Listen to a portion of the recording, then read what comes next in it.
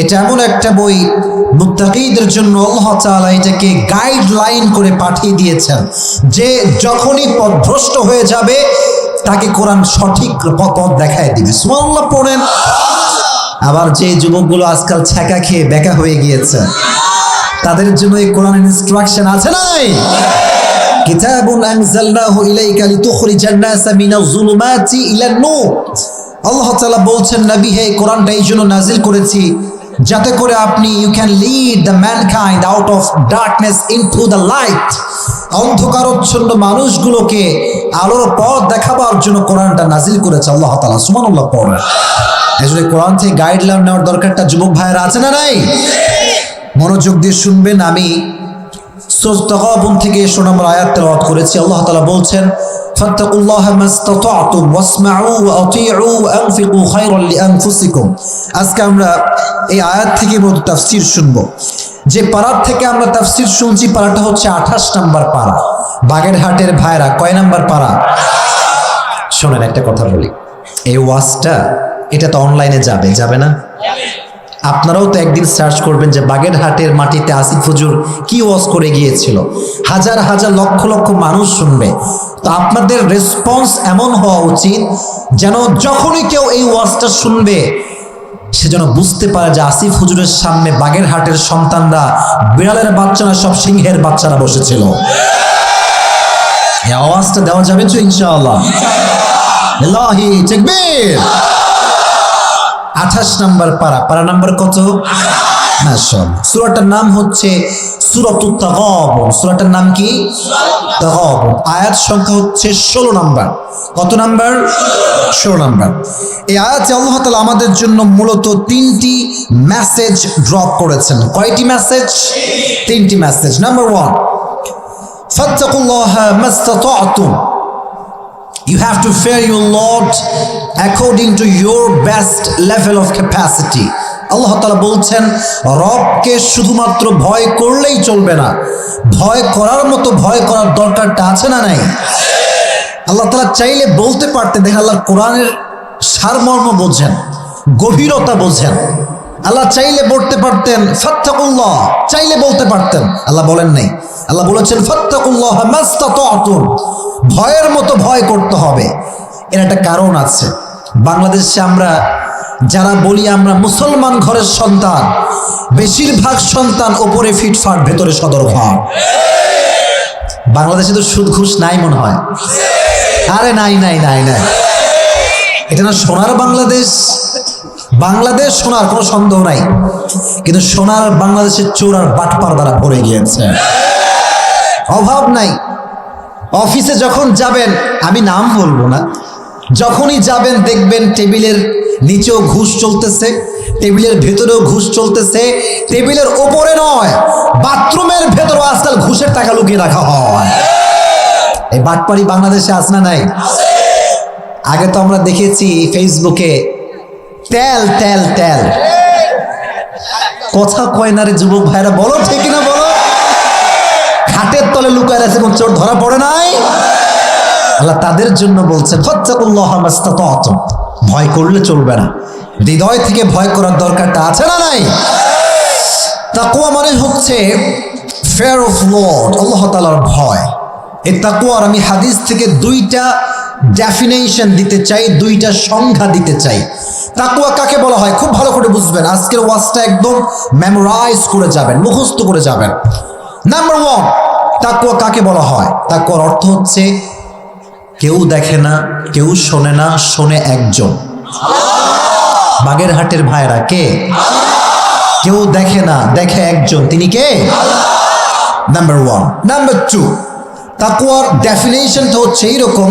এক হাদিসে এসেছে, উবাই ইবনে কাব রাদিয়াল্লাহু তাআলা আনহু এবং ওমর রাদিয়াল্লাহু তাআলা আনহু একই মজলিসে বসে আছেন সবাই মিলে। হঠাৎ করে মজলিসের ভেতরে প্রশ্ন উঠেছে, মা তারিফুত তাকওয়া, তাকওয়া কাকে বলা হয়? এক একজন সাহাবী এক এক রকম অর্থ বলেছেন, তাকওয়া এইটা, তাকওয়া ওইটা, তাকওয়া এইটা।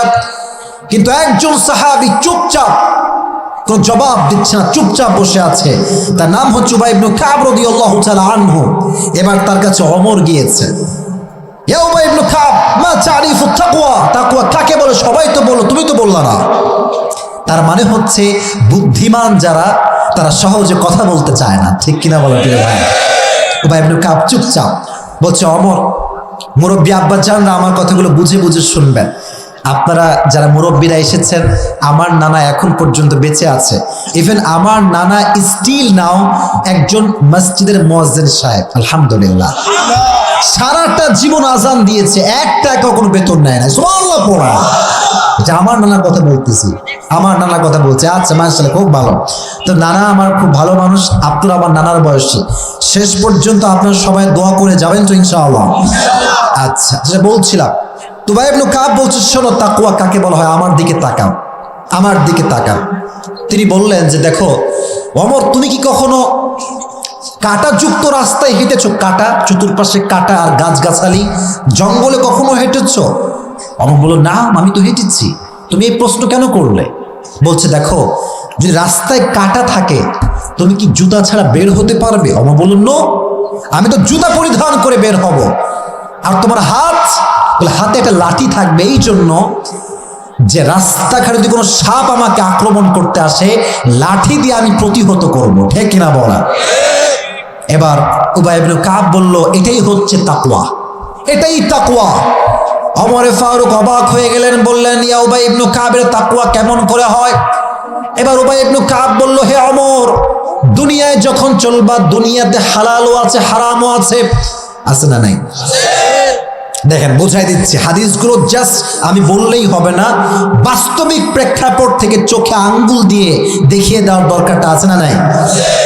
তোমরা যারা এসএসসি পরীক্ষা দিয়েছো, এইচএসসি দিয়েছো, যারা অনার্সে পড়ছো, তোমরা যখন চাকরি নিতে যাবা, চাকরি যদি এটা সরকারি চাকরি হয়, তোমাকে বলা হবে কি জানো, তোমার কি মামা খালু আছে? আছে আছে আছে, বলে না আমার তো নাই। বলে তাহলে আগে মাল বের করো, তাহলে চাকরি হবে। প্রিয় ভাইয়েরা আমার, এটা হচ্ছে কাটা। চাকরি তো হালাল, চাকরি কি ঘুষ নিয়ে চাকরি নেওয়া, এটাও তো হালাল। বুঝি নাই, হালাল না হারাম? মুকদ্দামাতুল হারামি হারাম, হারামের সূচনা যার দ্বারা হয় এটাই হচ্ছে হারাম। চিল্লায় কোন ঠিক না? তুমি একটা কথা বলবা তখন, যদি কখন লাইফে ফেস করো, বলবা রিক্সা চালায় খাবো, ভ্যান চালায় খাবো, ঝালমুড়ি বিক্রি করে খাবো, ঘুষের টাকায় চাকরি আমি নিতে পারবো না। ফাত্তাকুল্লাহ মাস্তাতাতুম, আল্লাহকে ভয় করো, ভয় করার মতো ভয় করো। যে আল্লাহকে ভয় করে হারাম থেকে বাঁচবে, হালালকে গ্রহণ করবে, ঠিক না বলে? এটা হচ্ছে তাকওয়ার সেকেন্ড ডেফিনেশন। তা আমি যেটা বলছিলাম প্রথমে, কেউ দেখে না, দেখে একজন, জবান খুলে বলেন তিনি কে? ওয়াজগুলো জাস্ট অনুধাবন করবেন। এইটা কি? সামিয়ানা। এটা কি? সামিয়ানা। একটু বোঝেন, যদি আমি কোনো যুবককে বলে, তুমি যাও ওপরে ওঠো, ওপরে সে উঠে গিয়েছে, বললাম বলো তো নিচে কি হচ্ছে, কে কেমন অবস্থায় বসে আছে, সে বলবে হুজুর আমি তো কিছুই দেখি না, কারণ সামিয়ানা আছে। যুবক ভাইয়েরা, এই সামিয়ানাকে ভেদ করে এই মুহূর্তে আমাদের সবাইকে দেখছে একজন, জবান খুলে বলেন তিনি কে? দেখছেন বাঘের বাচ্চা কারে কয়, বলেন কে? আল্লাহ আপনাকেও দেখছেন, আমাকেও দেখছে। আমি যেটা বোঝাতে চাই সেটা হচ্ছে, আচ্ছা যারা ঘুষ খায়, অফিসার সাহেবরা খায়, কোনো শত্রুতা নাই, ওনারা কি মনে করে জানেন, যে আমি খাচ্ছি তো আমার উপরে কেউ না জানলেই হবে। কিন্তু তাদের মনে রাখা উচিত, ওপরেরও ওপরে আরশে আজিমে একজন আছেন, তিনি কে? সেদিন আমি গজালিয়ায় বলেছিলাম, কোন এক অফিসার সাহেব ঘুষ খাবে, তোর ঘুষ নিয়ে আসছে বিশাল বড় একটা ব্যাগে করে, তার অফিসারের সহকারী। বা তোর হাতে কি রে এইটা? বা স্যার ঘুষের টাকা। বলছে বেয়াদব, আমি উজু করতে বসেছি, নামাজ পড়বো, এগুলো ঘুষের টাকা হাত দিয়ে ধরা যায়, টেবিলে ঢুকায় দে। আচ্ছা অফিসার সাহেব, আপনি কনফার্ম জান্নাতি ভালো মানুষ, আমার কোনো আপত্তি নাই, তবে আপনি ওপরে ফিটফাট, ভেতরে সদর ঘাট। আপনাকে কেউ না দেখলেও দেখেছে একজন, জবান খুলে বলেন তিনি কে? আল্লাহ আপনাকে দেখেছেন। এবার আসেন মেয়েদের জন্য বলি, আপনি ডাক্তার করছেন নাকি আমার উপরে? তাকওয়া তো আপনাকে বাস্তবিক সমাজ দিয়ে বুঝতে হবে, তবে আবার বুঝে আসবে, ঠিক কিনা বলেন প্রিয় ভাইয়েরা? আমি বলেছিলাম বোরকাওয়ালি নারীর কথা। দেখেন ভাই, সব বোরখাওয়ালি কিন্তু আসল বোরখাওয়ালি নয়, আসল বোরখাওয়ালি নয়। আজকালকার মেয়েরা বোরকা পরে 3-4টা প্রেম সহজে করার জন্য, আব্বা যেন না দেখে আমাকে, মা যেন আমাকে না দেখে, আছে না নয়? বোরকাওয়ালি বোন আমার, তুমি যখন বোরকা পরে প্রেম করে বেড়াও, তোমার মতো চরিত্রহীন বোরকাওয়ালির জন্য আমার চরিত্রবান বোনের ইজ্জত আর সম্মান নষ্ট হয়। তাকেও কেউ না দেখলে দেখে একজন, তিনি কে? ওমরে ফারুক রাদিয়াল্লাহু তাআলা আনহুর ঘটনা ভালো করে শুনবেন। তিনি একদিন মসজিদের মেম্বারে দাঁড়িয়ে খুতবা দিচ্ছেন, দাঁড়িয়ে দাঁড়িয়ে খুতবা দিচ্ছেন। হঠাৎ করে সামনে থেকে একজন মুসল্লি দাঁড়িয়ে গিয়েছে, ডাক দিয়ে বলছে, ইয়া ওমর। আচ্ছা, এটা আমি কি পরে আছি, পাঞ্জাবি না জুব্বা? বাগেরহাটের কলিজার ভাইরা বলেন, পাঞ্জাবি না জুব্বা? আচ্ছা, আমি যদি জুব্বাটা এই পর্যন্ত পড়ি, এটা কি মানাবে? মানাবে নাকি? জুব্বা কমপক্ষে টাকনু পর্যন্ত আসতে হয়, that is the quality of জুব্বা। যদি আপনি শর্ট পড়েন, এটা জুব্বা নয়, এটা পাঞ্জাবি হয়ে যাবে, ঠিক কিনা? তো ওমরে ফারুকের কথা ভালো করে শুনবেন। দাঁড়িয়ে থেকে খুতবা দিচ্ছে, জুব্বাটা এত লম্বা হয়েছে যে একদম নিচে চলে গিয়েছে, লম্বা জুব্বা। দাঁড়িয়ে বলছে, ইয়া ওমর, তোমার জুব্বা এত লম্বা কেন? তুমি কি রাষ্ট্রের টাকা মেরে খেয়েছো? নাউজুবিল্লাহ পড়লেন না? কাকে বলছে? প্রধানমন্ত্রীকে বলছে। কে বলছে? সাধারণ একজন মুসল্লি বলছে। আমি ভাই কোনো কথা বলতে চাই না, আমি শুধু এতটুকু বলতে চাই, আমাদের বাংলাদেশের যে অবস্থা, আমাদের ভিতরে দাপট, বড় কাউকে বলতে হবে না। এলাকার কোনো বড় লোকের ছেলেকে যদি কেউ একটা ধমকও আজকাল দেয়, তার পায়জামার খোলা ছাড়া বাকি থাকে না, জায়গায় শেষ করে দেয় একেবারে। দাপট, তুই আমারে কইছিস, তুই আমার চিনিস, আমি কিটা? কথা কয় না রে ভাই আমার তুই চিনিস না বাড়ি, আমি কিটা তুই জানিস না, এই দাপট আছে না নাই? ওমরে ফারুকের চিন্তা দেখেন, উনি কোনো জবাবই দেন নাই, শুধু একটা মুচকি হাসি দিয়েছে। সুবহানাল্লাহ পড়ে। এবার তার সন্তান আব্দুল্লাহ ইবনে ওমর দাঁড়িয়ে গিয়েছে, ডাক দিয়ে বলছে, হে আমার সাহাবা একরাম, হে আমার নবীর সাহাবা একরাম, ভালো করে শোনো, আজ আমার বাবার জুব্বা লম্বা কেন? আমি নিজে জবাব দিব। কি জবাব তোমার কাছে আছে বলো? বলছে, রাষ্ট্রের পক্ষ থেকে প্রত্যেক বছরে জামা দেওয়া হয় বাবার জন্য, আমার জন্য। তো এই বছর যে জামাটা এসেছে, জামাটা ওমরে ফারুক হচ্ছে এমন একজন সাহাবী যে সবচেয়ে লম্বা, সবচেয়ে সুদর্শন, স্মার্ট পুরুষ। সুবহানাল্লাহ পড়ায়, স্মার্ট পুরুষ ছিলেন তিনি। তো ওনার জামাটা ছোট হয়ে গিয়েছে। আচ্ছা, প্রধানমন্ত্রী হিসেবে রাষ্ট্রের কোষাগার থেকে টাকা নিয়ে জামা বানাবার অধিকার ওমরের হাতে আছে না নাই? আছে, আছে, অবশ্যই আছে। তিনি কি করেছেন আমি বলছি আপনাকে। যখন জামাটা শর্ট, আব্দুল্লাহ ইবনে ওমরকে ডাক দিয়ে বলছে, হে আব্দুল্লাহ ইবনে ওমর, তুমি কি জামা পেয়েছো? আব্বা যাও নিয়ে আসো, তোমার জামাটা নিয়ে আসো। জামা যখন নিয়ে আসছে, ওমর তার জামা, সন্তানের জামা দুইটা একসাথে করেছে। দর্জি সাহেব, কোথায় আপনি? আমার কাছে আসেন। দর্জি এসে বাবার জামা, সন্তানের জামা তালি লাগিয়ে পড়েছে। মানুষের হক মেরে খায় নাই, ঠিক না বলে? আল্লাহর ভয় কাকে বলে? আব্বাজান, আপনি কেন জামাটা সেলাই করলেন? বলো, হে আমার সন্তান, আজ চাইলে আমি একটা ব্র্যান্ডের জুব্বা পড়তে পারি, কিন্তু রাষ্ট্রের হক যদি আমি মেরে খেয়ে ফেলি, আমাকে কেউ না ধরলেও কিয়ামতের ময়দানে ধরবে একজন। জবান খুলে বলেন তিনি কে? আল্লাহর ভয় হচ্ছে এটা। কাকে বলে আল্লাহর ভয়? আরেক হাদিসে, এই দুজন কই যায়, এই দুজন কই যায়, বসো। আজীব কথা। হ্যাঁ, এক নম্বরে একজন যাও, আর একজন কেন নিয়ে যাও তুমি সাথে সাথে? হ্যাঁ, বদমাইশি করো না, খবর।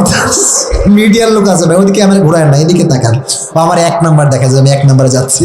আচ্ছা যাক, এক দুজন গেলে সমস্যা নেই। বাকি হ্যাঁ, কেউ যদি উঠে যান, কেউ কাউন্টার না দিলে আমি কিন্তু কাউন্টার দিব, এর কারণ শেষ ভালো যার। দোয়া করে যাবেন যে ইনশাআল্লাহ। একদিন ওমর তার বাসার থেকে বের হয়েছে রাষ্ট্রের খবর নেওয়ার জন্য, কে কেমন অবস্থায় আছে। এই যুবক, এদিকে তাকাও। হঠাৎ করে বাসার পাশে দাঁড়িয়েছে, ঘর থেকে আওয়াজ আসছে যে বাসায় তার মা এবং মেয়ে কথা বলছে। মা তার সন্তানের কাছে বিশাল বড় একটা দুধের পেয়ালা নিয়ে আসছে, এসে বলছে, মেয়ে তোকে একটা কাজ করতে হবে। কি কাজ? বলছি তো দুধে পানি মেশাতে হবে। দুধে কি মেশাতে হবে? পানি। আচ্ছা, দুধে পানি মেশানো is it legal or illegal? Legal or illegal? হালাল অর হারাম? হারাম। দুধে পানি মেশানো ভালো মানুষের কাজ নয়। মেয়ে ডাক দিয়ে বলছে, আম্মা জান আমাকে মাফ করবেন, Afwan, I am really sorry, আমি পারবো না এই কাজটা করতে, কারণ ওমর ফরমান জারি করেছে রাষ্ট্রের ভেতরে কোন প্রকার দুধের সঙ্গে কোনো পানি মেশানো যাবে না। তো মা বলছে, তুই কি মেন্টালি সিক? তুই কি মাথা খারাপ? তো ওমর কেন? ওমরের রাষ্ট্রের প্রধানমন্ত্রী, এমপি, পুলিশ, গোয়েন্দা, বিডিআর, র্যাব কেউ এখানে নয়, কিন্তু Omar behind of the door আছে না নাই? ওমর দাঁড়িয়ে আছে, মেয়েটা কি জবাব দেয়? ওমর হঠাৎ করে একটা আওয়াজ আসলো, মেয়েটা বললো, আম্মা জান রাত বাজে 2টা, ওমর নাই, র্যাব নাই, পুলিশ নাই, বিডিআর নাই, কেউ নয়, কিন্তু এই গভীর রাতেও যদি আমি দুধের সঙ্গে পানি মিশাই, কেউ না দেখলেও আমাকে দেখে একজন। বলেন বলেন বলেন বলেন, কে কে কে? আল্লাহ দেখেন। এটা শুনে ওমর ঠাস করে কেঁপে উঠছে। এর কারণ কি জানেন? এর কারণটা হচ্ছে, মাঝে মাঝে দেখবেন ঘুমাচ্ছি আমরা, হঠাৎ করে মাঝে মাঝে এরকম হয় না যে 10তলা বিল্ডিং থেকে পড়ে গিয়েছি স্বপ্নের ভেতরে? হয় না হয় না হয় না? তো দেখবেন ঘুমের মধ্যে আমরা ঠাস করে কেঁপে উঠি। ওমর কেঁপে উঠেছে। ওমর ডাক দিয়ে বলছে, সাহাবা একরাম শোনো, এই যুবতী নারীর মাঝে আল্লাহ তাআলা আমি ওমরের চাইতে অধিক ভয় ঢুকিয়ে দিয়েছে। সুবহানাল্লাহ পড়া। এবার ওমরে ফারুক তার বাসায় ফিরে গিয়েছে। যুবক ভাইয়ারা কান খাড়া করে শুনবা, আব্বা জানরা একটু কান খাড়া করেন। একটা সুন্দর মেসেজ ড্রপ করতে চাই। বাসায় যাওয়ার পরে তার সন্তানকে ডাক দিয়েছে, আব্দুল্লাহ ইবনে ওমর আমার কাছে আসো। আব্বা জান কি হয়েছে? তুমি কি বিয়ে করবা? সুবহানাল্লাহ বললেন না, বিয়ে করবা? তো সাহাবা তো আছে বড় ডেঞ্জারাস। আর আব্বা বলার আগে বলে, আব্বা আমি রাজি রাজি। তো ওমরে ফারুক বলছে, আব্বা জান আমি রাজি আছি, বাট পাত্রীকে কাকে বিয়ে করব? তো ওমরে ফারুক বলছে, আব্বা জান পাত্রী তো কোনো প্রিন্সেস নয়, কোনো রাজকুমারী নয়, তোমার জন্য আমি সামান্য দুধওয়ালির মেয়েকে বিয়ের বউ হিসেবে তোমার জন্য প্রস্তাব রাখছি। সুবহানাল্লাহ বললেন না? এটা হচ্ছে আমার মেসেজ। কেন আব্বাজান, দুনিয়ায় এত মেয়ে থাকতে আপনি ওই মেয়েকে কেন আমার সঙ্গে বিয়ে দিবেন? আব্বা বলছে, ওমর বলছে, কে? প্রধানমন্ত্রী, একটা দেশের প্রধানমন্ত্রী নয়, অর্ধ জাহানের প্রধানমন্ত্রী। আল্লাহু আকবার। বলছে, মেয়েটার মাঝে আমি কিছু দেখি নাই, টাকা নাই, পয়সা নাই, ডুপ্লেক্স ট্রিপ্লেক্স বাসা নাই, তবে মেয়েটার হৃদয়ে ভয় আছে একজনের। জবান খুলে বলেন তিনি কে? আল্লাহর ভয় দেখি বিয়ে দিয়ে দিয়েছে, প্রস্তাব না বিয়ে দিয়ে দিয়েছে। আল্লাহু আকবার। আর ওমরের মতো মানুষ নিজের ছেলেকে বিয়ে দিচ্ছে একজন সামান্য দুধওয়ালি নারীর মেয়ের সাথে, কোনো প্রকার টাকা দেখা ছাড়া। আর আজকালকার বাপরা সরকারি টাকলা ছাড়া বিয়ে দিতে চায় না। এগুলো তো গ্রামগঞ্জে নাই। আরে নাই না, এরা বাগেরহাটের মানুষ নাই। আমার জেলা বদনাম হয়ে গেল, বদনাম হয়ে গেল। আছে আছে আছে, সরকারি টাকলা ছাড়া বাপ বিয়ে দিতে চায় না, আবার ছেলের বাপও আটা সুন্দরী ছাড়া বিয়ে দিতে চায় না। আছে না? আছে না? আছে, আমি জানি। আরে বাবা, সব জায়গাতে আছে মানে কি বলে আপনারা জানেন? বাপ বলে, খবরদার আমার মেয়ের সঙ্গে কোন প্রকার বেকার ছেলের বিয়ে হবে না।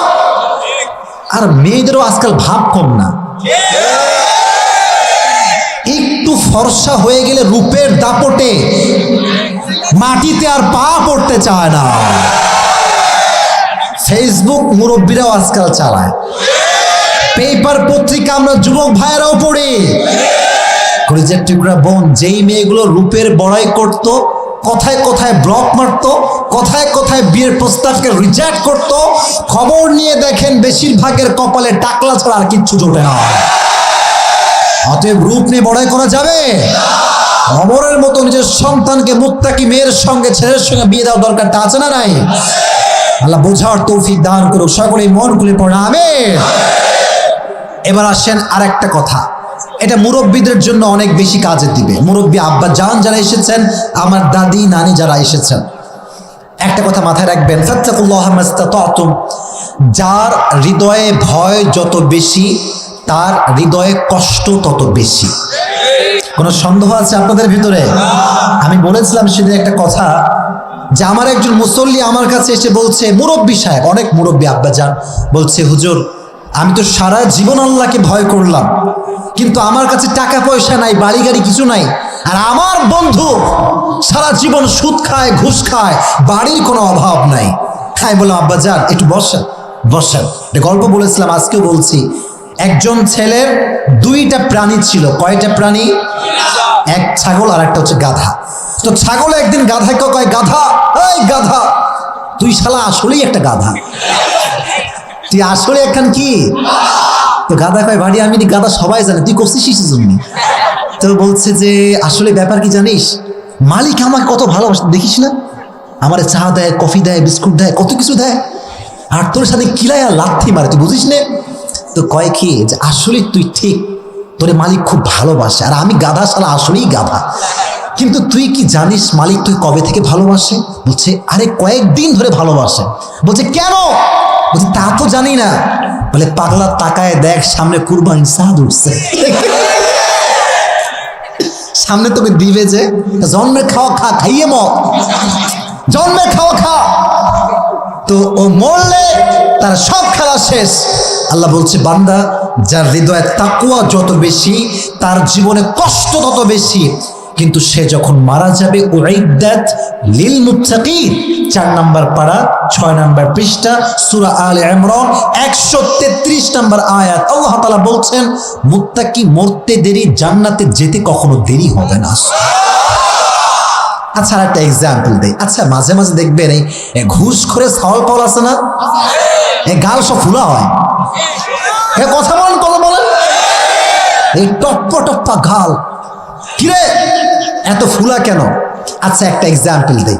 আপনাদের বাগেরহাটের যে মেইন মোড়, মনে করেন যে হঠাৎ করে একদিন একটা চোর ধরা পড়ছে, বাগেরহাটের পানপাড়া সব ছেলে লাঠি নিয়ে গেছে মারতে, মাইক লাগাইতে হবে আজকে। ও মা গিয়ে দেখে হিরো আলম বসে আছে, মানে হিরো আলম মানে গায়ে গোস্ত টোস্ত কিছু নাই, আমি ছোট করছি জাস্ট বোঝাচ্ছি, বডির সাইজ নাই। তো যেই ছেলেগুলো মারতে গিয়েছিল, মুরব্বীরা ছেড়ে দে, ওরে ছেড়ে দে, ওর জীবনে তো এমনি কিছু নাই, কি মাইরে কি করবি তোরা, কিনা বলে। আচ্ছা আরেকজন চোর ধরা পড়েছে, ইয়া মোটা গাল, টপ্পা টপ্পা গাল, যে বাচ্চা দেখতেছেন না, ও গিয়ে কিরে মারিস কেন? মোটু গালে মাইরা শান্তি আলাদা। আল্লাহ তাআলা বলছেন যারা ঘুষখোর, এদেরকে যে আমি জাহান্নামের আগুনে পুড়াবো, গায়ে গোস্ত লাগবে। তো গাল টপ্পা টপ্পা কেন তোমাকে বুঝতে হবে, আল্লাহ জাহান্নামের আগুনে পোড়াবার জন্য ঘুষখোরের ভুঁড়িকে এত লম্বা বানিয়েছে, একখান রিস্কায় বসলে আর জায়গা খুঁজে পাওয়া যায় না। হয়তো আমাদের কোনো টেনশন আছে, প্যারা নাই, আল্লাহ বোঝার তৌফিক দান করে পড়াবে। হয়তো সর্বাবস্থায় ভয় রাখবো একজনের জন্য, আওয়াজ দিয়ে বলেন তিনি কে? This was my first chapter. আমাদের সকলের ভালোবাসা আল্লাহ তাআলার জন্য, যেমন ভালোবাসাও আছে তেমন ভয়ও আমাদের হৃদয়ে রাখার দরকারটা আছে না নাই? নাম্বার 1। নাম্বার 2, ওয়াসমাউ ওয়া আতিউ। এটা খুব ভালো করে বুঝবেন। এখানে আমার মুরব্বী আব্বা জান যারা এসেছেন, যুবক যারা এসেছেন, অনেক গুরুত্বপূর্ণ কথা আল্লাহ তাআলা শেয়ার করেছেন। ওয়াসমাউ ওয়া আতিউ, you have to listen and you have to follow. শুনতে হবে, মানতে হবে। যে শোনে মানে না, তার শোনা কোনো দাম আল্লাহর কাছে নাই। ঠিক কিনা বলেন প্রিয় ভাই? আজকে সবাই ওয়াজ শুনে যখন বাসায় ফিরে যাবে, ফজরের নামাজে দেখবেন কাউরে হারি কেন্দ্র খুঁজে পাওয়া যায় না। ঠিক কোয়ানে যায়, সব যায় কোয়ানে, বাড়ির মধ্যে ঘুমায়। ঠিক কিনা বলেন? নামাজ পড়বে কেমনে? জান তুমি খাইছো, কোয়ানে আছো, কি এত্তিছো, কদি কয় না, কথা বলো তোমরা যুবক ভাইয়েরা। রাত 3টা পর্যন্ত এই প্রেম করলে ঘুম থেকে উঠবে কখন? উঠবে কখন? ঠিক কিনা বলেন প্রিয় ভাইরা আমার? ওয়াসমাউ ওয়া আতিউ, you have to listen and you have to follow. শুনতেও হবে, মানতেও হবে। দাম বাড়াই দিবে একজন, তিনি কে? আল্লাহ। ওয়া আতিউ আই ওয়া আতিউ আল্লাহ ওয়া রাসূলাহ।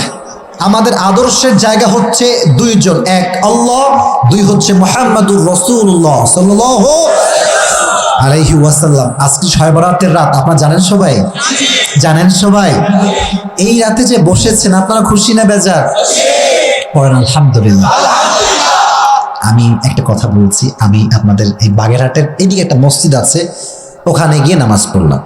তো আমি কিন্তু ভাই কারোর সঙ্গে মারামারি করি না, আপনারা সবাই জানেন যে আমার হৃদয়ে খালি ভালোবাসা আছে, হিংসা বলতে কিছু নয়, ঠিক না? আমি ভালোবেসে কথা বলি। তো আমি দেখতে পেলাম সবাই মিলে মাশাআল্লাহ, বোঝে না তো, না বুঝলে যেটা হয়, মনে রাখবেন শবে বরাতকে উপলক্ষ করে কোনো নামাজ নেই, আবার শবে বরাতকে উপলক্ষ করে কোনো হালুয়া রুটিও কিন্তু খাওয়া যাবে না।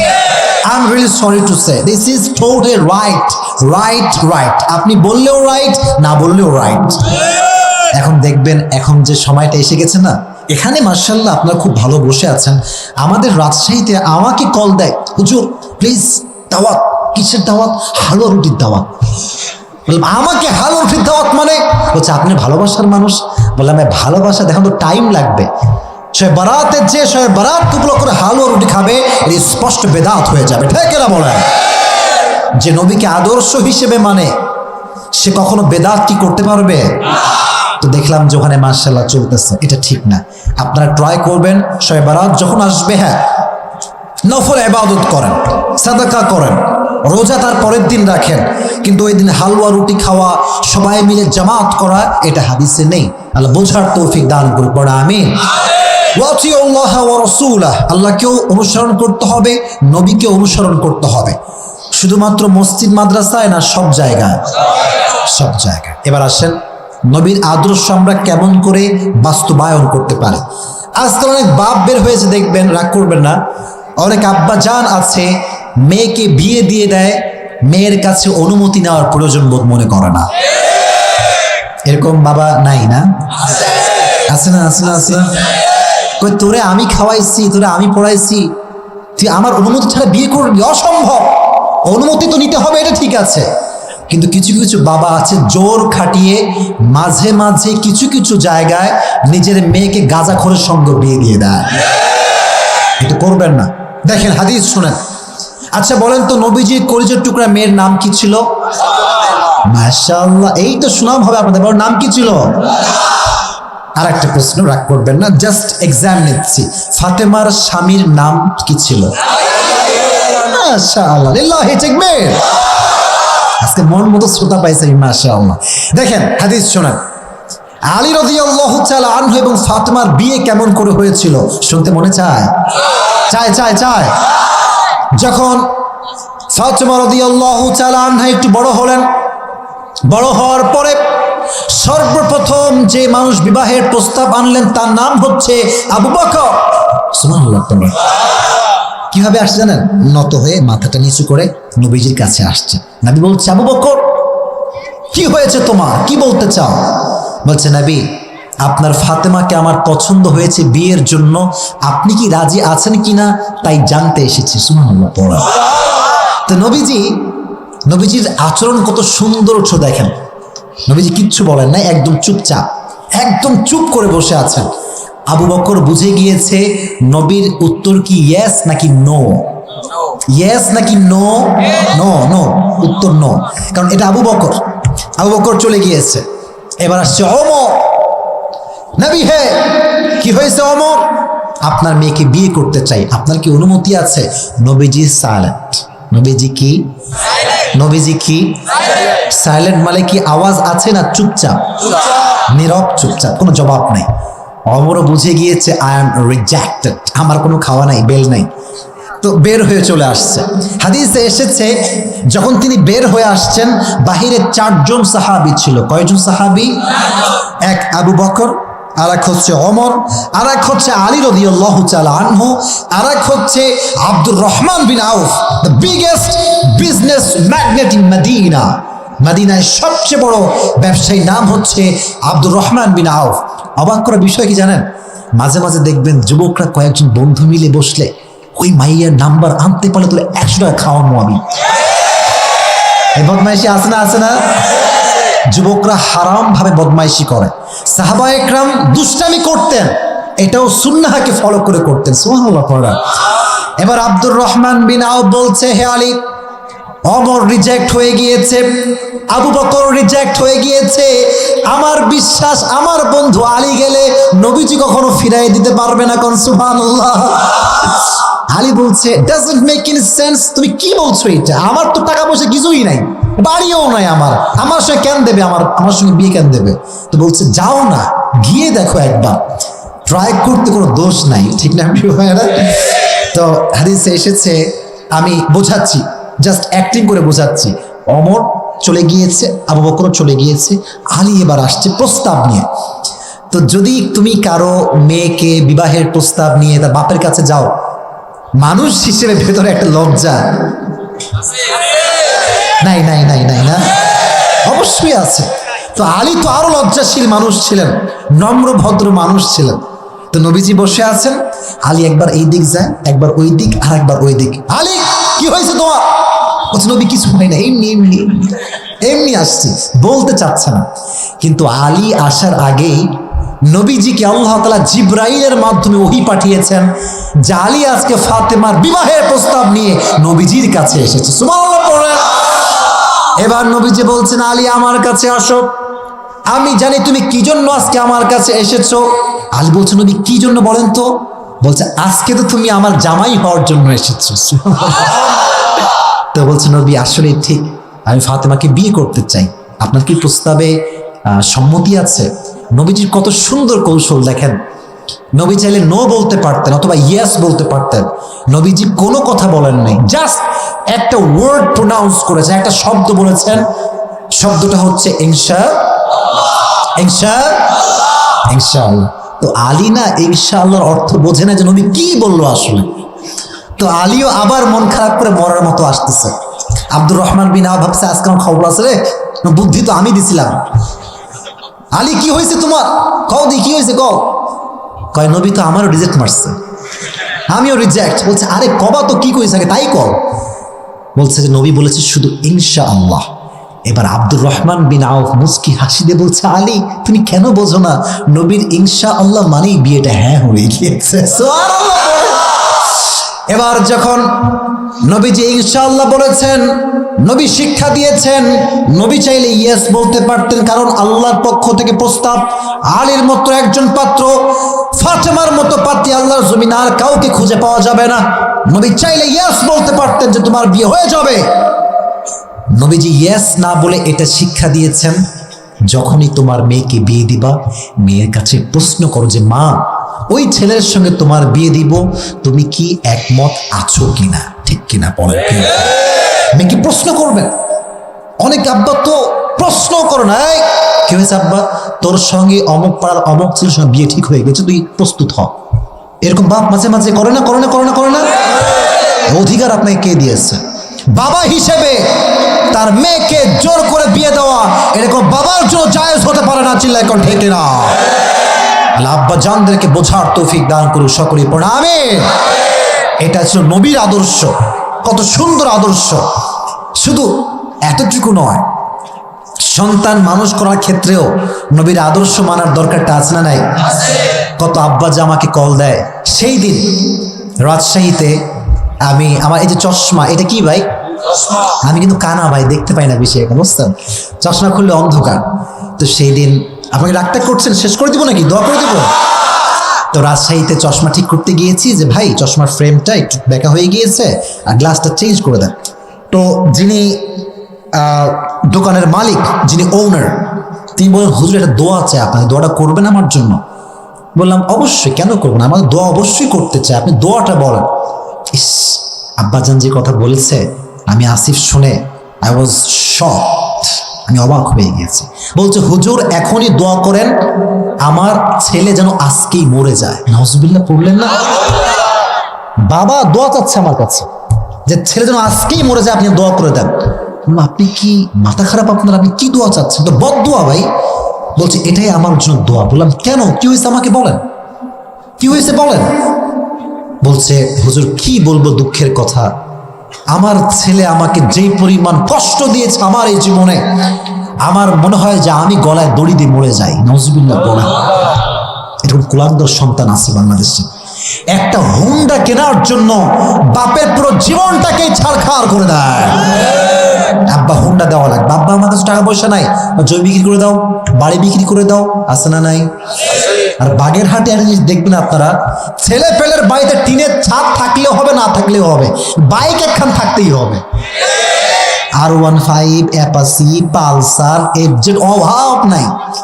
আমি আমার নানির বাড়িতে যখন যে অবাক হয়ে যাই, আরে ভাই বাড়ি হচ্ছে টিনের ছাদের বাড়ি, ভেতরে R15 ঢুকে বসে আছে।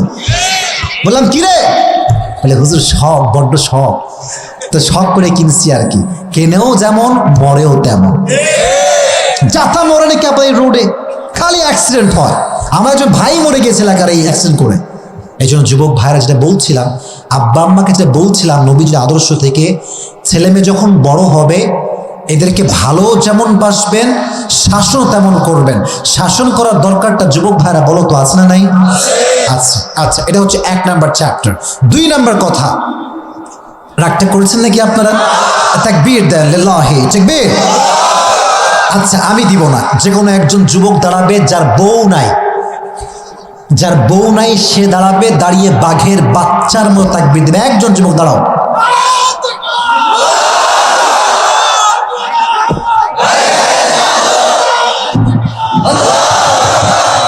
তোর বউ নাই? সে সবার আগে দাঁড়িয়ে বুঝিয়ে দিয়েছে আমাকে বিয়ে দিয়ে দাও। আমি আর পারতেছি না রে। আচ্ছা, ওর আব্বা আম্মা যদি থাকেন একটু কাইন্ডলি একটু ট্রাই করবেন, যত দ্রুত করা যায় সিঙ্গেলদেরকে মিঙ্গেল করতে হবে, ঠিক না বলো?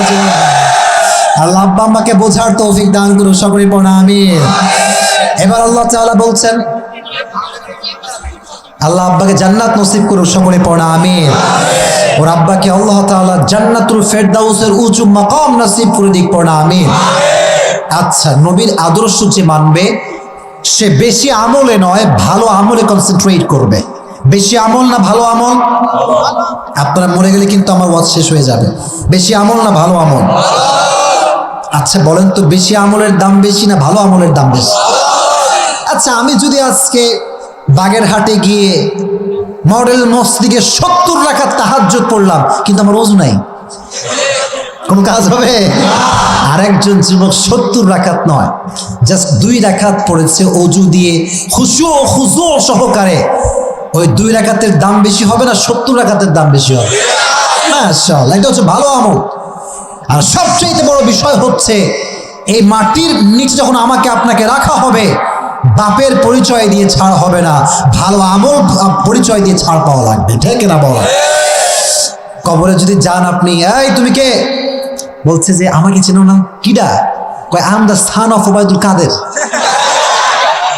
আমি ওবায়দুল কাদের সওয়াল। তাই নাকি? ভাটি যাও যাও, জান্নাতে যাও। এরকম হবে নাকি ভাইরা আমার? সূরা মুলক 2 নম্বর আয়াত 29 পারার 1 নম্বর পৃষ্ঠা, আল্লাযী খালাকাল মাউতা ওয়াল হায়াতা লিয়াবলুয়াকুম আইয়ুকুম আহসানু আমালা। আল্লাহ বলছেন, আমি জীবন দিয়েছি, মরণ দিয়েছি, জীবন এবং মরণের মাঝে আমি একটা পরীক্ষা করতে চাই, কার কাছে কত ভালো আমল আছে। আর বাপের পরিচয় দিয়ে যদি ছাড় পাওয়া যেত, নবীজির কলিজার টুকরা মেয়ে ফাতেমা সবার আগে ছাড় পেয়ে যেত। হাদিসে এসেছে, ভালো আমলের দাম কত সুন্দর, খুব ভালো করে বুঝবেন। ফাতেমা রাদিয়াল্লাহু তাআলা আনহা যেদিন মারা যাবেন, সেদিন তিনি তার 2 হাত 2 চোখে দিয়ে এইভাবে বসে আছেন চুপচাপ। হঠাৎ করে আলী রাদিয়াল্লাহু তাআলা আনহু ঘরে এসেছেন, দেখছে যে ফাতেমা চুপচাপ বসে আছে, 2 হাত 2 চোখে দেওয়া। ফাতেমা, তোমার কি হয়েছে? হ্যাঁ আমার বউ, তুমি কাঁদছো কেন? ফাতেমা ডাক দিয়ে বলছে, আলী, আজ আমি ভোর রাতে আমার প্রিয় আব্বাজান নবীকে স্বপ্নে সাক্ষাৎ করেছি। সুবহানাল্লাহ, তো আসতেই পড়লেন, জোরে পড়েন সুবহানাল্লাহ। এবার আলী রাদিয়াল্লাহু তাআলা আনহু ডাক দিয়ে বলছে, ফাতেমা, এটা তো সুসংবাদের বিষয়, মুরব্বী আব্বা জানরা কান খাড়া করে শুনবেন। আমার আম্মা জানরা, প্রত্যেকটা মানুষের জন্য এই ঘটনাটা জীবন পরিবর্তন করে দিবে ইনশাআল্লাহ। কানটা খাড়া করেন, হৃদয়ের কানটা খাড়া করেন। এটা বলে জাস্ট একটা মেসেজ দিব, আয়াতটা পড়বো, দোয়া করে দিব। তবে হ্যাঁ, কোনো প্রকার ডান বাম হওয়া যাবে না। লিল্লাহি তাকবীর। ফাতেমা বলছে, হে আলী, আমি ঘুমাচ্ছিলাম, হঠাৎ করে দেখলাম বিশাল বড় একটা মাঠ, অন্ধকার রাতে আব্বাজান মাঠের মাঝে দাঁড়িয়ে আছেন। দাঁড়িয়ে দাঁড়িয়ে আমার দিকে, আমার হাতে হাত দেখেন, এভাবে হাত দিয়ে কি যেন খুঁজতেছে, খুঁজে পাচ্ছে না। ফাতেমা নিজেই বাবার কাছে দাঁড়িয়েছে, আব্বাজান আপনি কি খুঁজতেছেন? আব্বাজান ফাতেমার দিকে তাকিয়ে মুচকি হাসি দিয়ে বলে, আরে ফাতেমা, আমি কিছুই খুঁজি না, আমি তো তোমাকেই খুঁজতেছিলাম। সুবহানাল্লাহ পড়া। এবার নবীজি ডাক দিয়ে বলছেন, ফাতেমা দুনিয়ায় আর কয়দিন থাকবা? আমার কাছে তুমি চলে আসো, তুমি ছাড়া আমার আর ভালো লাগছে না, আমার কাছে ফিরে আসো। এটা যখনই নবীজি বলেছেন, ফাতেমার ঘুম ভেঙে গিয়েছে। যদি কখনো স্বপ্নে দেখেন মুরব্বী আব্বাজান আপনারা বা যুবকরা, যে আব্বা মারা গিয়েছে, কবরে চলে গিয়েছে, হঠাৎ করে একদিন স্বপ্নে দেখছেন আপনার আব্বা আপনাকে কবর থেকে ডাকছে, এই আমার কাছে চলে আয়, দুনিয়া আর থাকতে হবে না। এর ব্যাখ্যাটা কি জানেন? ব্যাখ্যাটা হচ্ছে আপনার হায়াতের সময়সীমা বেশি একটা বাকি আর নাই। But it's not 100% confirm, it could be happen or it could be not happen, হতেও পারে নাও হতে পারে, এটার নামই হচ্ছে স্বপ্ন, ঠিক কিনা বলেন? তো ফাতেমা বলছে, আলী তুমি কি বোঝো আমাকে কে ডেকেছে? যিনি আমাকে ডেকেছেন তিনি বুঝিয়ে দিয়েছেন আমার সময়সীমা বেশি একটা বাকি নাই। আলী বিদায়ের পালা শেষ, আমার শেষ সময়, আমাকে মাফ করে দিবা। আলী একথা শুনে আলীর দুটো চোখ, পুরো দুটো চোখ ভিজে গিয়েছে পানি দিয়ে, যে হাসান হোসেনের মায়ের ইন্তেকাল হয়ে যাবে, আমার বউ মারা যাবে, এটা আমি কেমনে সহ্য করব? আলী হয়ে সহ্য করতে পারছে না, দুই চোখ বেয়ে বেয়ে পানি পড়ছে। কিন্তু অবাক করার বিষয়, আমার বোনেরা কান খাড়া করেন, একটা কথা বলতে চাই। ফাতেমা মারা যাবেন, মৃত্যুর শেষ সময়ে এসে এই হাত দিয়ে রুটি বানাচ্ছেন, এই হাত দিয়ে জামা কাপড় খাসতেছেন। আলী বলছে, ফাতেমা তুমি মারা যাবা, স্টপ স্টপ, থামো, তুমি আরাম করবা, তুমি কাপড় কেন খাসতেছো? আলীকে বলছে, আলী থামো, একটু থামো, আমার কথা আগে শোনো। আজকে আমি আরো বেশি বেশি কাজ করতে চাই, এই জন্য যে আমি রবকে দেখাতে চাই, আয় আমার রব, তুমি আমার দিকে তাকায় দেখো, মৃত্যুর শেষ নিঃশ্বাসে আমি আমার স্বামীর খেদমত করতে করতে করতে করতে মারা গিয়েছি। স্বামীর মূল্য কতটুকু, কতটা স্বামীর মূল্য। আজকালকার কিছু কিছু মেয়ে, সবাই না, কিছু কিছু মেয়ে আছে যেই মেয়েগুলো স্বামীকে স্বামী নয়, গোলামের মতো, কুকুরের মতো ব্যবহার করে। বাংলাদেশে নারী নির্যাতন কেস আছে, পুরুষ নির্যাতন কেস বাংলাদেশে নয়, দেওয়া দরকার আছে। আমাদের কষ্ট কেউ বোঝে না, কি যে বোঝে না তাও বোঝে না, আর কেন যে বোঝে না তা আমরাও বুঝি না। কি যে একটা অবস্থা ভাই, কষ্টের। তো ফাতেমা যখন তুমি আছো, তুমি থেকে আমার কি লাভ? হ্যাঁ আমাকে আমি আসি হুজুর, তার মানে সেও খুব কষ্টে আছে, ঠিক না প্রিয় ভাই? তো ফাতেমা বলছে, হ্যাঁ আলী আমি মারা যাব, তবে তোমাকে 3টা ওসিয়ত করে মরতে চাই। জোরে বলেন, কয়টা ওসিয়ত? এভাবে আলী বসে আছে, ফাতেমা শুয়ে আছে, দুটি হাত দুইজন ধরেছে। বলছে, 1 নম্বর ওসিয়ত, আমি যখন মারা যাব তুমি আমাকে ওয়াদা করো যে অন্যায় তোমার সঙ্গে আমি করেছি, প্রত্যেকটা অন্যায় তুমি নিজ গুণে ক্ষমা করে দিবা। সুবহানাল্লাহ। স্বামী কি বলছে দেখেন, স্বামী, হ্যাঁ অনেক স্বামী আছেন আমি জানি, স্বামী বলছে তার বউকে, ফাতেমা শোনো, কোনো ক্ষমার দরকার নাই, আমি আলী আল্লাহকে সাক্ষী রেখে বলছি, ফাতেমার উপরে আমার যে হক ছিল, অধিকার ছিল, তার চাইতে বেশি হক ফাতেমা আদায় করে রবের কাছে ফিরে যাচ্ছে। সুবহানাল্লাহ। স্বামী সাক্ষ্য দিচ্ছে।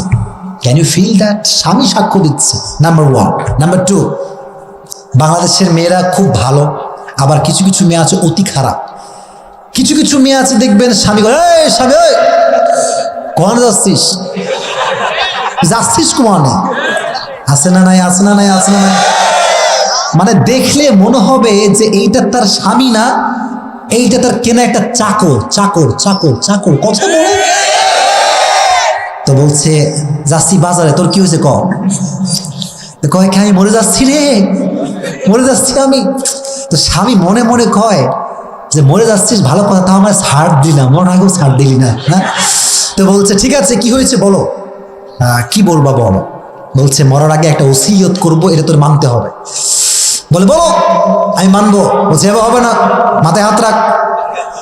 তো স্বামী বেচারা কি করবে, খালি প্যারা আর প্যারা। তো দুটো হাত মাথায় রাখছে, কয়েবার ক কি কবি ক, তুই তোর মাথায় হাত রেখে ওয়াদা কর আমি মরলে তুই কাউরে বিয়ে করতে পারবি না। তো এরকম মেয়ে বাংলাদেশে আছে না, আছে না, আছে না, আছে না? ফাতেমাকে একটু খেয়াল করেন, ফাতেমা কি বলছে, বলছে আলী আমি তো মারা যাচ্ছি, তোমার যাকে মন চায় তাকে বিয়ে করবা, but there is on condition, বিশর্তিন ওয়াহিদ, একটা শর্ত আছে, আমাকে আল্লাহ দুটি সন্তান দিয়েছে, এক হাসান, এক হাসান, তুমি যাকে বিয়ে করো আমার কোনো আপত্তি নেই, তবে আমি মা হয়ে একটা অনুরোধ করতে চাই, যেই তোমার বউ হয়ে আসুক না কেন আমার হাসান হোসাইন যেন এক মুহূর্তের জন্য কষ্ট অনুভব না করতে পারে। মা, মায়ের ভালোবাসা কতটা নিখুঁত, কতটা নিঃস্বার্থ, হ্যাঁ কতটা নিঃস্বার্থ। একটু খেয়াল করো যুবক, কিছু কিছু যুবক আছে মেয়েদের পাল্লায় পড়ে মায়ের সঙ্গে কুকুরের মতো ব্যবহার করতে শুরু করে দেয়। বেটা তুমি কার পাল্লায় পড়ে কারে ভুলে গেলে? হ্যাঁ, তুমি যেই মেয়ের পাল্লায় পড়েছো না আজকে, মেয়েরা যেমন ভালো তেমন ডেঞ্জারাস। মনে রাখবে একটা কথা, যেই মেয়ের পাল্লায় পড়ে তুমি তোমার মায়ের সঙ্গে খারাপ ব্যবহার করছো, ওই মেয়ে যদি আগামীকাল একটা ভালো অপশন পেয়ে যায় তোমাকে গুল্লি মেরে একটা সরকারি টাকলাকে বিয়ে করে ফেলবে। তখন তোমার বাপ তোমাকে সান্ত্বনা দিবে, তোমার মা তোমাকে সান্ত্বনা দিবে। এটা বেঁচে থাকা অবস্থায় আব্বা আম্মার সঙ্গে ভালো ব্যবহার করার দরকারটা আছে না নাই? এবার আলী ডাক দিয়ে বলছে সর্বশেষ ওসিয়ত বলো, জলদি জলদি বলো, এটা আমার মায়েরা ভালো করে শুনবেন। আলী রাদিয়াল্লাহু তাআলা আনহুর হাতকে শক্ত করে ফাতেমা রাদিয়াল্লাহু তাআলা আনহা ধরেছেন, বলছে আলী মারা যাচ্ছি, এটা অবশ্যই পালন করবা। বলো আগে বলো, পালন করবা? বলছে করবো। তুমি বলো বলো। বলছে আমি যখন মারা যাব আমার এই লাশ, আমি যে মারা গেছি মদিনার কেউ জানতে পারবে না। আলী বলছে কি বলছো তুমি এইটা? তুমি নবীজির একমাত্র কলিজার টুকরা মেয়ে ফাতেমা, তুমি মারা যাবা সবাই আসবে চতুর্পাশ থেকে, তোমার দোয়া হবে, দাফন হবে, তুমি কেন আমাকে মানা করছো? বোনেরা আমার কান খাড়া করেন। ফাতেমা বলছে আলী আজ আমার বয়স 24-এর কোঠায়। কত বয়স বলেন না, কত বয়স? জোরে বলেন কত?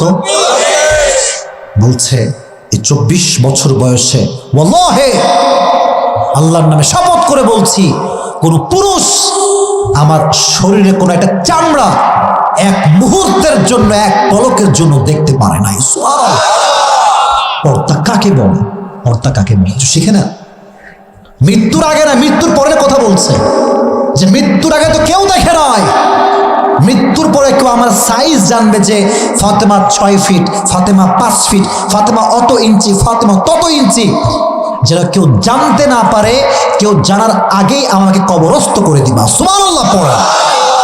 পর্দা কাকে বলে? আর আজকালকার মেয়েরা ফেসবুকে, টিকটকের ভেতরে বাজে দেহ ব্যবহার করে যুবকদের চোখকে নষ্ট করে বেড়ায়। তাদের শিক্ষা নেওয়া উচিত ফাতেমার থেকে। তো বলছে ঠিক আছে যাও, এটাই কথা থাকলো, তোমাকে আমি দাফন করব, কেউ জানবে না। তবে অবাক করার বিষয় কি জানেন? ফাতেমার জানাজায় মাত্র 3 জন ছিল। কয়জন বলেন? আরো জোরে। ইমাম হচ্ছে আলী, মুক্তাদি হচ্ছে হাসান এবং হুসাইন। সুবহানাল্লাহ। আচ্ছা আপনারা যদি মসজিদে যান, এটা তো মসজিদের প্রোগ্রাম, দেখবেন মসজিদের বারান্দাতে খাটিয়া থাকে, থাকে না? আচ্ছা বাগেরহাটের ভাইয়ারা, পানপাড়ার ভাইয়ারা, এই খাটিয়ায় কয় পা থাকে? বুঝি নাই, কয় পা? মাশাআল্লাহ 4 পা। এদিকে তাকান, 1 পা হাসান, আর 1 পা হুসাইন, আর 1 পা ধরেছেন আলী রাদিয়াল্লাহু তাআলা আনহু, আর 1 পা টোটালি খালি, ধরার মতো কেউ নাই। তো লাশ যখন, মানে হাদিসটা বলতে গেলে কান্না আসে, জাস্ট কন্ট্রোল করি একটু নিজেকে। লাশটা কাঁধে নিয়েছে আলী, ভাবতেছে যে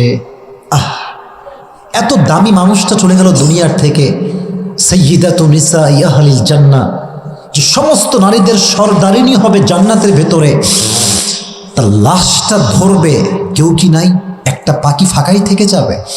আলী কাঁদতেছে, হাসান কাঁদতেছে, হুসাইন কাঁদতেছে, যে মা আমাকে মানুষ করেছে, সে মায়ের লাশ ধরার মতো কেউ কি আল্লাহর জমিনে নেই?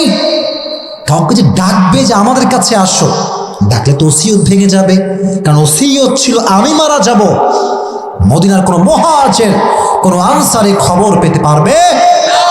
কেউ পারবে না। তো আলী কাঁদতেছে আর যাচ্ছে। সব ক্ষমতা কার হাতে? বলেন না কার হাতে? কত সুন্দর হাদিস। হাদিসে এসেছে একজন সাহাবী দূর থেকে দৌড় দিয়ে খুবই দৌড়ে আলীর দিকে আসতেছে, সোজা আলীর দিকে।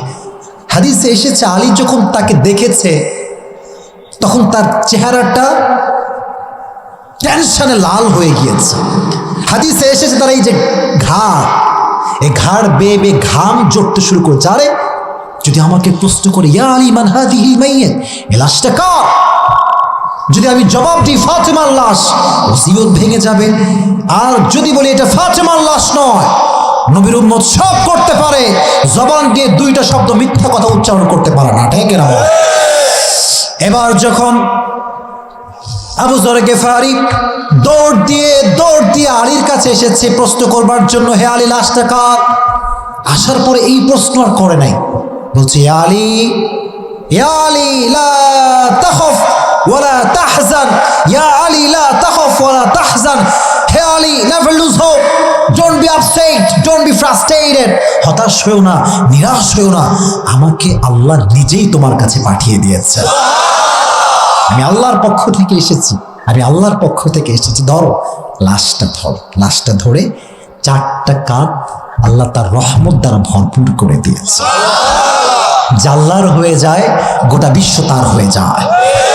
পুরো দুনিয়ার মানুষ, পুরো দুনিয়াও যদি পেয়ে যায়, আল্লাহকে যদি না পায়, সে কিছুই পেতে পারে না। চিল্লায় কোন থেকে না।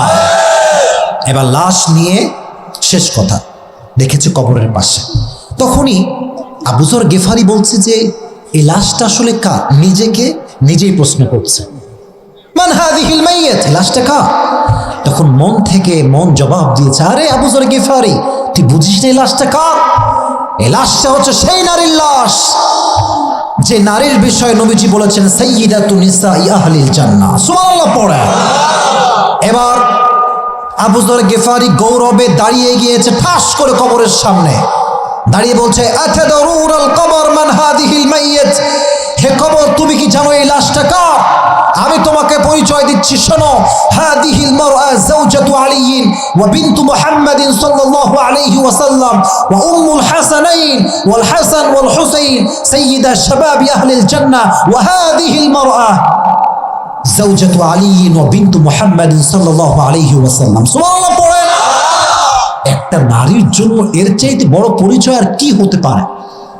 জান্নাতে কোটি কোটি কোটি কোটি কোটি কোটি যুবকদের সর্দার যে হবে, সেই সর্দারের হাসান এবং হোসাইনের মায়ের লাশ হচ্ছে এইটা। খবরদার, এই কবর খবরদার, ফাতেমার সঙ্গে খারাপ ব্যবহার যেন না হয়। আল্লাহ সাথে সাথে কবরের জবানকে নিজের আদেশে খুলে দিলেন। জোরে পড়েন সুবহানাল্লাহ। কবর গায়েব থেকে জবাব আসছে, গায়েব থেকে অদৃশ্যভাবে। হে আবু যর গিফারি, হাযাল কবর লাইসা বাইতু নাসাবিন ওয়ালা হাসাবিন, হাযাল কবর লাইসা বাইতু নাসাবিন ওয়ালা হাসাবিন। হে আবু যর গিফারি, 3.5 হাত মাটির ঘর, এখানে বাপের পরিচয় চলে না, বংশের পরিচয় চলে না, মায়ের পরিচয় চলে না, নেতার পরিচয় চলে না। এই কবর তাকেই জান্নাত দিবে যার কাছে আছে নবীর আদর্শ অনুযায়ী ভালো আমল। চিল্লায় কোন ঠিক কিনা? বাপের পরিচয় চলে না, ভালো আমলের দাম দিয়ে পরিচয় দেওয়া লাগবে। এই জন্য মরণের আগে ভালো ভালো আমল করার দরকারটা আছে না নাই? চুপ করে বসবেন। শেষ কথা, ওয়া আনফিকু খায়রাল লিআনফুসিকুম, যতদিন বেঁচে আছেন রবের রাস্তায় দান করার দরকারটা আছে না নাই? যে বেশি দান করে তার আমল তত বেশি ভারী হতে থাকে। কিয়ামতের কঠিন ময়দানে এই আমল নামাকে উহুদ পরিমাণ ভারী করে আল্লাহ তার আমল নামায় ঢেলে দিবে। সুবহানাল্লাহ পড়লা। 3টা মেসেজ। 1, হৃদয়ে ভয় রাখতে হবে একজনের জন্য, আওয়াজ দিয়ে বলেন তিনি কে? 2 নাম্বার, আদর্শের জায়গা প্রথমেই একজন, তিনি কে? তারপরে যদি কাউকে আদর্শ হিসেবে মানতে হয়, তিনি হচ্ছেন মুহাম্মাদুর রাসূলুল্লাহ সাল্লাল্লাহু আলাইহি ওয়াসাল্লাম।